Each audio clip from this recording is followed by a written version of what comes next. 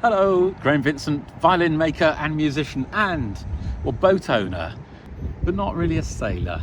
You might have seen the first video I did, which was kind of the whole sorry long tale of me buying a boat. Well, this is me beginning of the season, kind of now starting to talk about what I'm going to do to actually turn me from just being someone who has a boat into a sailor.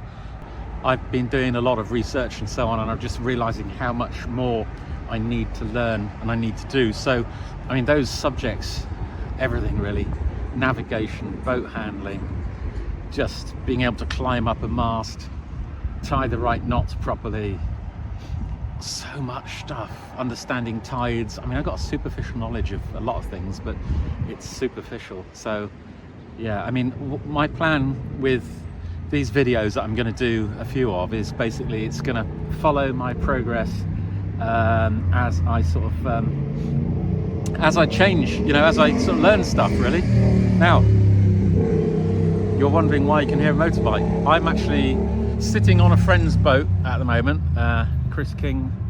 He's got this catamaran which he's delivering from Weymouth, and we're just going to pop out and down to Portland Marina, and I said I'd come along and help. Any excuse to get out in the sun on a boat. I'm just enjoying sitting here in the marina at the moment. The sun is out. There's a bit of a breeze. I know it's going to be a bit colder when we get out. We're waiting for the 6 o'clock bridge lift in Weymouth Harbour. I think it's just about 5:15 now, so we're just getting the final bits and pieces prepared for that. Yeah, Chris has got this great big catamaran. Well, great big in my world anyway. It's a lot bigger than my little 26-foot Invicta, and he's had this for about 6 months. He's pretty much sold it now, and as I say, we're just dropping it off at Portland, where it's going to be taken out the water, and the new owners will start work fettling it. It's a little bit grubby, but it's only skin deep, and the bones of the boat are absolutely fantastic. There's no cracking, no distortion, no leaks, no nothing. It has been a fantastic boat, and I'm sure it will be again fairly soon. Since you saw me last, I've been up on the boat. Went up there about 10 days ago now, stayed there overnight. Guess where I am? It was all dry and lovely. The engine sort of started up pretty much straight away.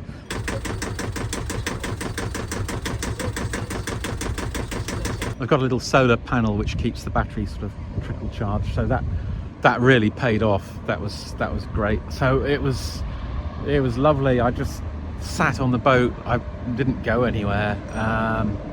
Just got used to being on the boat again. Really enjoyed sleeping on it overnight, and just contemplated the next move. Really, it was lovely way to spend the weekend. I'm still very happy with my choice of boat, the Invicta 26. Nice. I mean, it's not particularly big, but it's a long keel, very much like the sort of Contessa 26. I don't think my plans have changed as such, but I've just added detail, and like I say, just been realizing how much additional stuff I need to know before I can safely be out there all the time. I hate heights. I really hate heights, and I don't think I can just ignore what's going on at the top of the mast. So I've got to learn to get over that. I've got to learn how to get up and down the mast easily and safely on my own. I'm probably going to install some sort of mast steps, I think, and just go up and down it fairly regularly just to get used to it. That's a big one for me. Anyway, time is marching on. We better start getting things organised. I've got an old GoPro, really ancient one, a Hero 4, which I'll put onto time-lapse. So hopefully we should have a time-lapse of the whole thing. So this is Chris King, Captain Chris King. If there's a look of slight panic on Chris's face and on my face, it's because we are... Well, panicking. We're panicking. Yeah, it's actually realistic. It's yeah, basically we're just about to throw lines off and head off towards the bridge. I bought this boat some time ago, and I've been living on it since August 24. One of the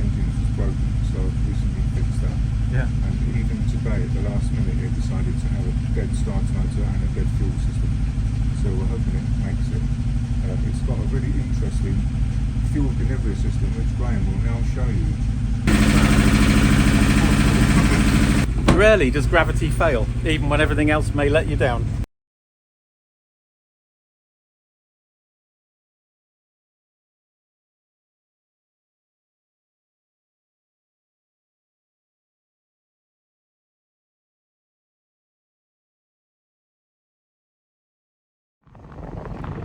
So, as I was saying, a whole long list of things I know I've got to learn. First of all, is I think I'm going to sign up and do my day skipper. I mean, I know the rudiments of navigation, but I think it would not hurt to actually sort of formalise it. Then I think I'll probably find there are holes in my understanding, which obviously not knowing about them, I'm not aware that I don't know, if you know what I mean. So that's one big thing. Then rope work. I mean, I know it's a stupid little thing, but I mean, I'm pretty rusty with even bowline to take me. I have to think. Should we say I have to think bowline every time I tie a bowline? They don't naturally appear under my fingers yet, so clearly even that sort of thing I'll do. Got to get all those sorted out. There's boat maintenance. I haven't got the necessary navigation lights at the moment. Wow, that's fantastic. We've just come out of the harbour. Here in the bay. Weymouth over there. Fabulous. AIS, yeah. Basically, that's something I need to get, because originally I was sort of thinking I wouldn't need it, but I think seeing as a lot of my sailing is going to be done in the English Channel, it's crazy not to. I think it's pretty much essential, really. Yeah. This is glorious. Look, I mean, look at the horizon. It's so flat, level, lovely little breeze. There's a race going on over there. We've been keeping out their way.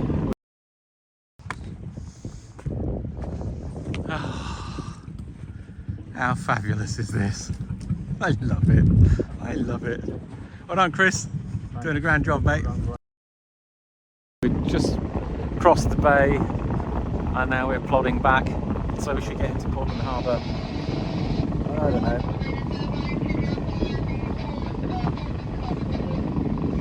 Hopefully early enough to actually get to Wetherspoons for a nice bit of food. And maybe even a pint, you never know. Or half a pint. Half a pint. I am driving. Absolutely wonderful. This is glorious. Alright, skipper? Yep, we've just had communications with Port Marina and we are good to go. That's the north entrance there.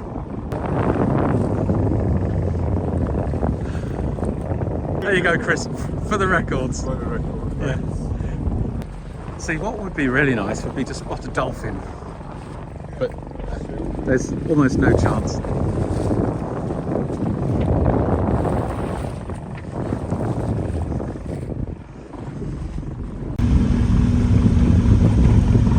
Yeah, let me see this. That's red boy. There is that one up there.